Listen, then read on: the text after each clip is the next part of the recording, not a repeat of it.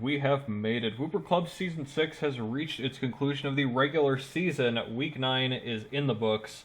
Power rankings actually lining up this time with the actual rankings. So, funnily enough, both the numbers and our personal opinions finally line up with the actual numbers of the games played.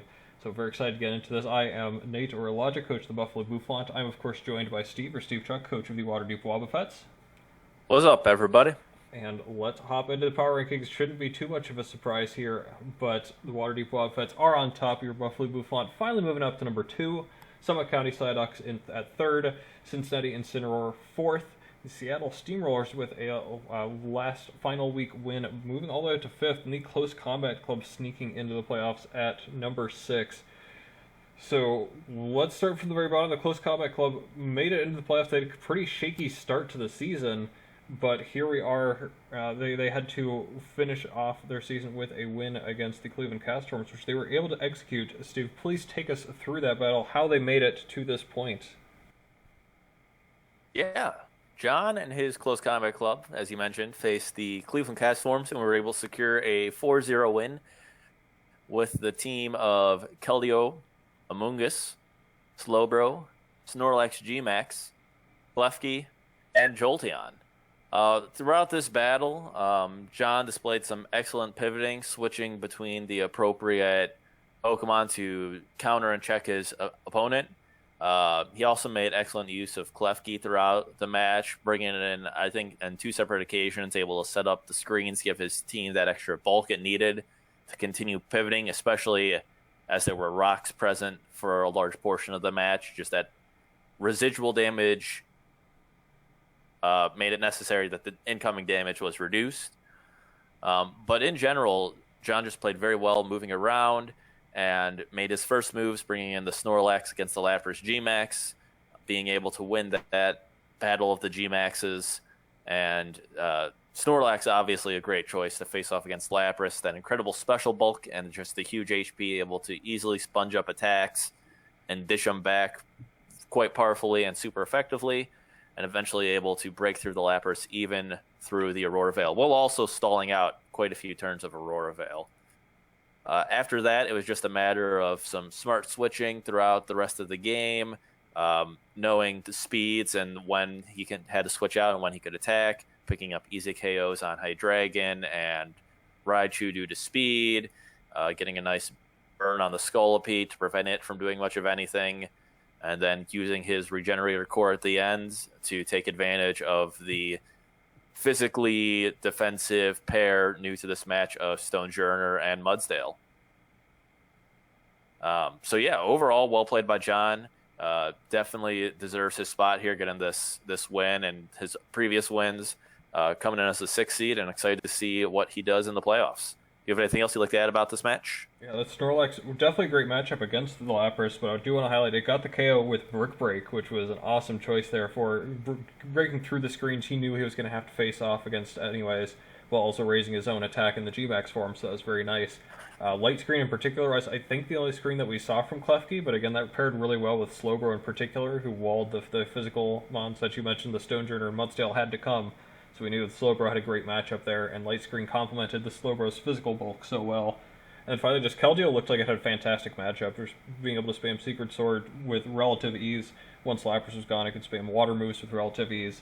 Just, I think, a great matchup, executed everything very well, sacked a couple ones somewhere in the middle of the game to ensure he got the win, which I thought was actually a very smart idea. That all he really needed was the win in order to get his spot here, and for one of the other teams to lose. Joey and the Akron Agrons did lose, and we will talk about that game just a little bit later. So again, well-deserved to John. Congratulations on the playoff spot.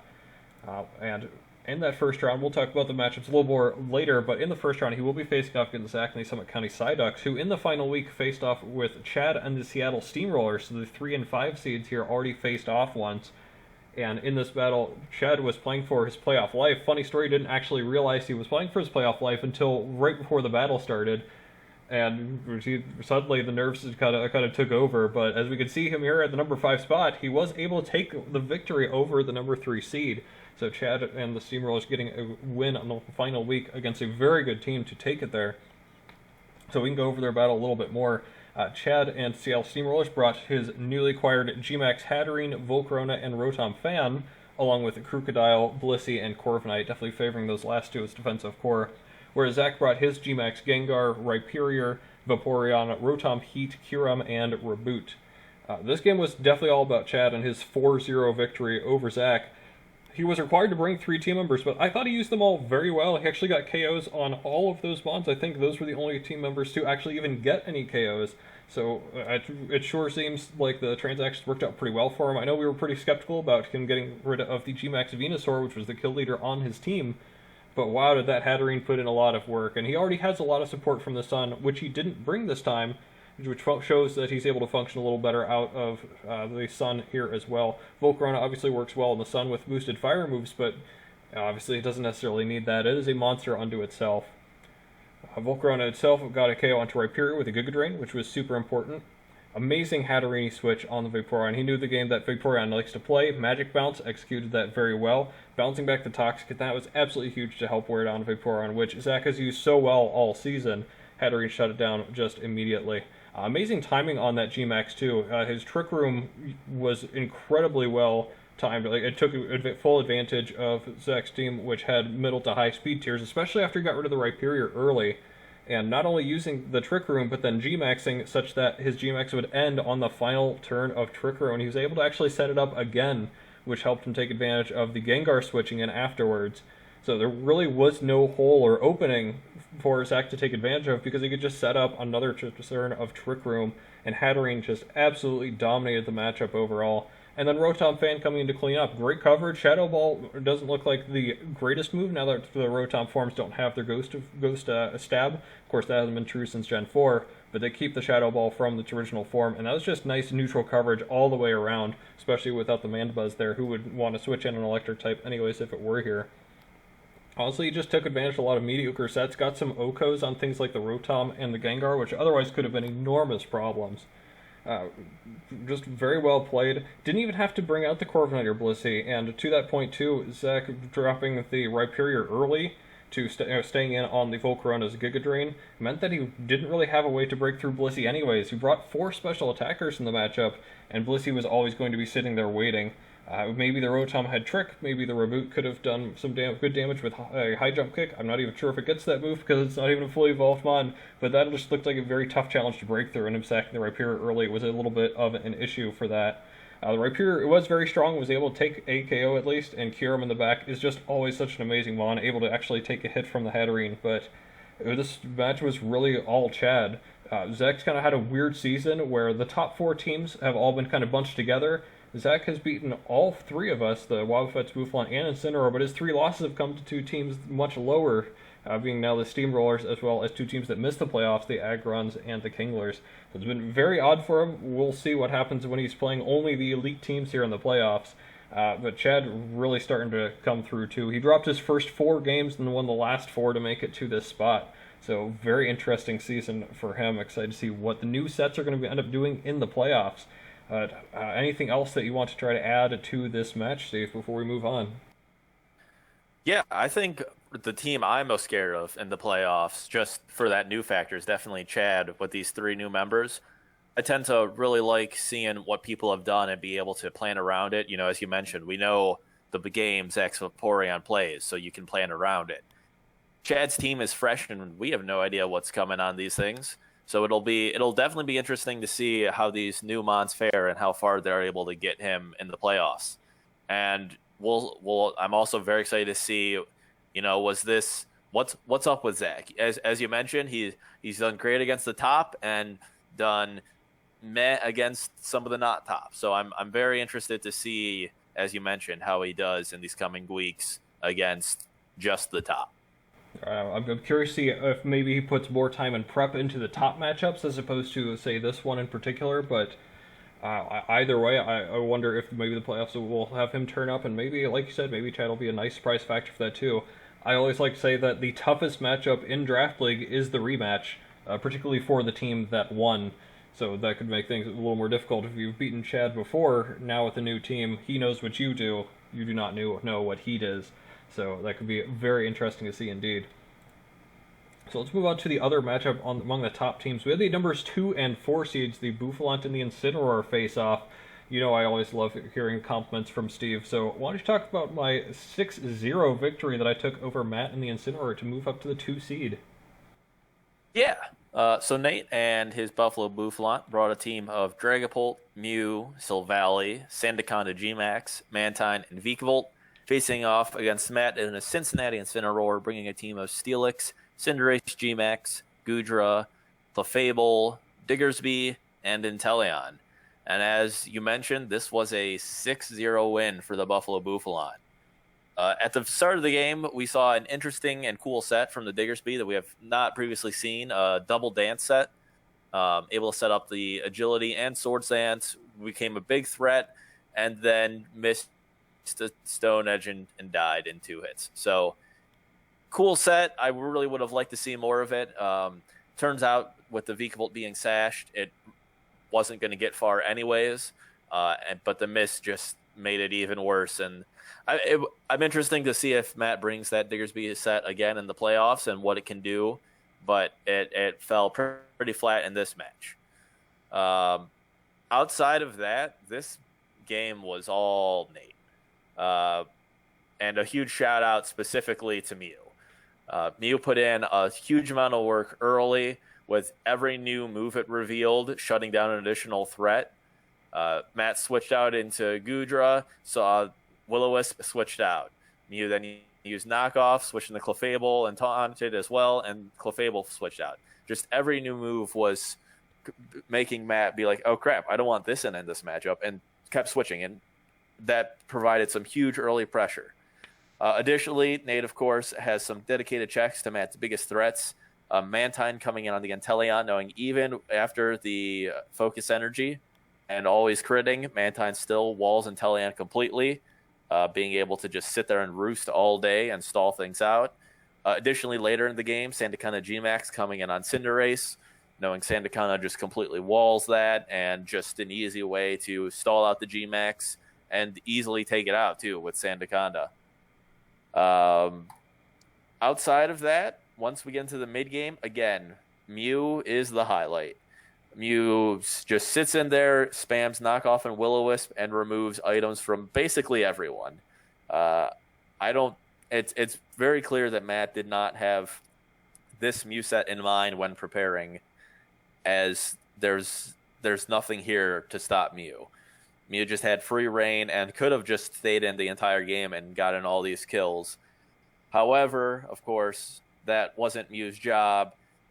Dragapult's job is to get the kills and maintain on the kill leaderboard. So at the end of the match, of course, Dragapult had to come in and clean up the last 3 KOs to secure the 6-0 victory. Do you have anything else you would like to add? I almost feel like there's a bit of resentment in those last statements there of Dragapult cleaning up the last 3 KOs when it definitely did not need to. But I would like to point out that the Dragapult set was about the first thing that I had created, was the Hex set. That was the only thing that was going to be able to deal with Clefable. So even though it wasn't able to come, it kind of helped center my game plan around it, and I definitely wanted to show my appreciation for it. Yes, we'll go with that, for why I was able to clean up the last 3 KOs. A couple other things to note, the Silvally got its first KO of the season for me. I've been using it pretty poorly, I think, and this was actually the only time that it's gotten to pick up a KO. It was on the Clefable, after I was able to trap it with the Gmax Sandaconda. But honestly, it was just the Mew show. I was surprised with even how much damage the knockoff was doing from... I don't think I put any investment in it, and it was just... I didn't need to overpredict to overplay the Mew switching out. I was able to stay in pretty much the whole time and take it away from there. It was super satisfying to see the Mew put in that much work. The Webs did pretty well, the Gmax Advantage matchup. Everything just went well. I even got a little bit of luck on my side, though I don't know how much it mattered. Probably just the difference between a 6-0 and a 5-0. But thought I played very well. It's the second straight 6-0 for me. Matt has obviously had a great season, but he did lose to all 3 of the teams above him. This was kind of a win that I was trying to get to, where neither of us had great wins amongst the top 4, so this was big for me and maybe a little concerning for Matt to see if maybe he can try and break those top 3 now that we may have started to separate ourselves a little bit. But he'll obviously have a chance to do so in the playoffs coming up because he is still the 4 seed. However, with the 6-0, securing the other bye slot, because the first bye slot, the first seed for the entire season, basically, the Waterdeep Wobbuffets and Steve. So, Steve, you had the immense pleasure, I'm sure, of knocking Joey and the Acrid Agrons out of the playoffs with your victory in Week 9, a 4-0 victory that we can talk about a little more in depth now. So you brought your Aegislash, your Cinderace, Lycanroc Dusk, Scyther, Sylveon, and Rotom Wash. And D6, again, 4-0 victory. I thought you had a great Toxic call from the Aegislash onto the Incineroar, and as well as a King's Shield on the Incineroar, which I thought kind of came into play to kind of wear that thing down. I know when you play Aegislash, you have to kind of figure out immediately what are your opponent's immediate checks to it. Incineroar is going to switch in every time. Great Toxic on it, great prediction. No, this thing has to come in on it. It doesn't really have any other option on that. And use that very effectively to wear it down and get your first KO to start maneuvering into position. I also thought it was very cool to see the bulky Scyther for Rillaboom. And of course, quad resists things like Grassy Glide, and also outspeeds it too. So Grassy Glide normally overcomes that speed factor. Even though you're not that bulky, with an Eviolite and a quad resist of the priority move, obviously you can handle that with ease. The dual Wing Beat 2 OHKOing was definitely a big deal. Even aside from that, you're able to get a lot of nice chip from the U-turn from Scyther. The Rotom Wash Volt switching around was also fantastic. The momentum and chip damage, I think, really started to add up, rack up a little bit, as he wasn't able to bring in Rillaboom as consistently or nicely. The Rotom also worked very well for keeping the rocks off the field for the Scyther. I thought that was awesome for me, to make sure that those two were playing in tandem very well, and helping to play around things like the Lycanroc, which could come in on the Scyther. You had plenty of answers to that. Even Drill Run it wasn't doing half of Aegislash's health, so that was very nice. I definitely think the star was Sylveon here, though. Patient play with the mid-late game Sylveon. You swapped in and got taunted, but you were willing to wait it out. Or waited for the taunt to wear off, and then eventually was able to get off the Heal Bell and the Wish and start really going to town, because Fairy typing was very good, and honestly he didn't have that many answers to break through that. The Urshifu was probably the biggest threat to that, but even then, it couldn't help staying in all that much. Otherwise, the Rillaboom, and you had the check to that with the Scyther too. So I thought that was fantastic. The Fairy coverage from Hyper Voice, as well as Play Rough on Lycanroc, were very nice, I thought, for sure. And it was a great use of Swords Dance at the right time from the Lycanroc too, getting that off against the Chansey on a turn that you knew you could afford to and needed to in order to snag the OHKO onto that. The last turn was a lot of maneuvering for the Lycanroc to try to catch up to the Dragapult in KOs. Didn't quite make it there. You'll have to settle for second place there, buddy. Dragapult is the king of this league for KOs, but a 4-0 win to secure your legacy as the number 1 seed overall, and once again, knock Joey out of the playoffs. So, any other thoughts you have on your matchup or finishing as the number 1 seed overall? I mean, there was no doubt in mind the entire season. This was easy, cruise control, no problems. Specifically for this match, I was expecting to win. Joey was expecting me to win, but we were both, I was worried. I had a lot riding on this. But as you mentioned, Sylveon really carried me. It's not the most physically bulky Pokemon, but it's enough to survive, one hit, which from his big hitters and Urshifu and Rillaboom, which was enough to break through one of them. As you mentioned, Scyther has a fantastic matchup, minus the whole Lycanroc thing. So there was a lot of maneuvering there, trying to get Scyther in to check his big hitters while not staying in against Lycanroc ever. And then, of course, the highlight of the match was, as you mentioned, the last 30 turns of maneuvering to get 2 wishes past the Lycanroc so he would win versus Joey's Lycanroc and pick up the third KO to stay within 1 of Dragapult, so Lycanroc can very easily take that kill leader in the playoffs. I don't think that's likely to happen, but we can all dream and hope, right? We have to at least show which Lycanroc is superior, and yours with a plus 15 differential surely is the one that has come on top this season. So that's it for the power rankings. However, we do have a couple of playoff matches that are happening this next week. We may be done with the regular season, but the season is most certainly not over. In fact, it's just beginning for these 6 teams. As we mentioned before, the 1 and 2 seeds Wobbuffet and Bouffalant get a bye week this week, which is pretty nice, pretty relaxing for us, not having to worry about that. However, we will have to face a team that wins in the first round of the playoffs, and let's kind of go over a little bit of what those matchups are now. So we're going to start with the 4 versus 5 seed. These are the Cincinnati Incineroar and the Seattle Steamrollers. Here's a full look of their team breakdowns, including the base speeds and the season stats so far. So again, Matt and his Incineroar carry a team of Clefable, Diggersby, Gudra, Delmise, Inteleon, Primarina, Luxray, Orbeetle, Steelix, Cramorant, and Cinderace Gmax. Versus Chad and the Seattle Steamrollers carrying the Corviknight, Volcarona, Blissey, Crocodile, Gastrodon, Torkoal, Shiftry, Tauros, Charizard, Rotom Fan, and the Hatterene Gmax. So Chad's team has changed up a lot since the first time he faced Matt. I know he had a very tough schedule at the beginning of the season, and things look very different right now. Chad dropping a couple of the Sun aspects, especially the Venusaur Gmax stands out there, but keeping the Torkoal, keeping the Shiftry, and of course Volcarona and Charizard can still benefit from that. But compared to the first time in the season, I think we could definitely see a different result. Matt's had a little bit of a decline, but he's played very well against the bottom teams. Is there anything else in particular that you think stands out about this matchup, which Chad did lose the first time 0-4 against Matt? Yes, so Matt has had some tough matchups in the end and has been kind of on a little bit of a losing streak here with a couple of his last matches. Chad, on the other hand, coming in hot with a very different team. I think that Chad definitely has a real chance here to get the upset and keep moving forward. His team definitely had that surprise factor this week against a higher seed team, and I don't see any reason why it wouldn't have the same effect here against the Incineroar. It'll be kind of interesting to see the speed matchups. For one thing, Matt has some water types that may outspeed, as well as a Cinderace that can take advantage of the matchup in the sun. But Chad's defensive matchups have been fantastic so far. Excited to see what they come up with.